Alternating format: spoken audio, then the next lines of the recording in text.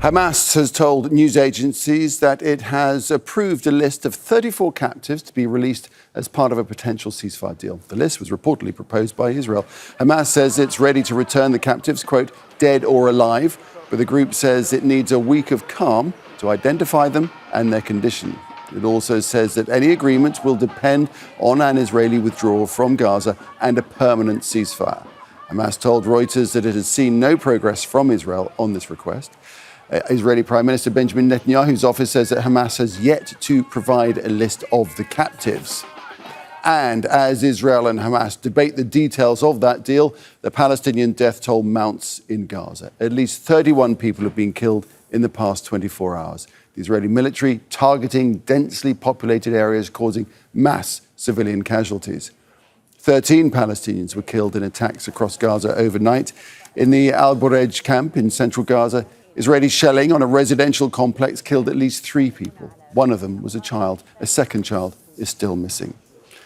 Let's cross straight away to Deir el-Balah in central Gaza. Hani Mahmoud is there for us. So, Hani, ceasefire talks may be underway, but it's not stopped the Israeli assault.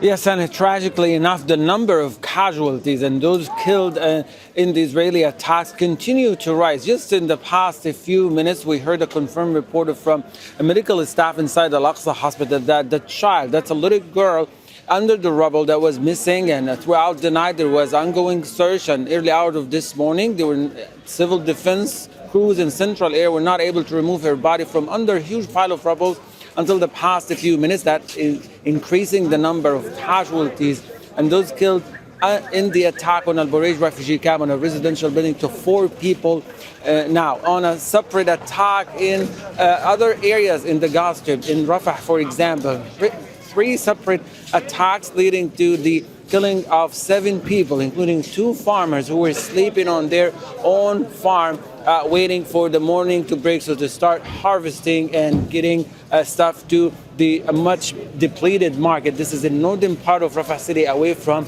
much of the operation, the Israeli operations and bombing that's going on. In Gaza City, rescue continues this morning as 4 people so far been removed from under the rubble of a residential home in Sheikh Ridwan district, and the footage that we were presented to us, the sheer level of destruction not only caused to the bomb site but also the surrounding area. These patterns of attacks been happening and going on for the past months, leading into further enforced displacement for people who right now do not have any proper place or shelters to go to, as the displacement keeps repeating itself over and over due to the intense bombing campaign. In Old Gaza City, 2 more people were killed. One of them was a child, also in an attack in a residential flat at the city center of Old Gaza City. The attacks continue across the Gaza Strip, while the situations remain very difficult in the northern part of the Strip, including those who are still trapped inside the Lauda and the Indonesian hospital for now 5 days with no way to go and with little access to food and medical supplies and proper shelters. They endure much of the tragedy that keeps unfolding in the northern part of the Strip.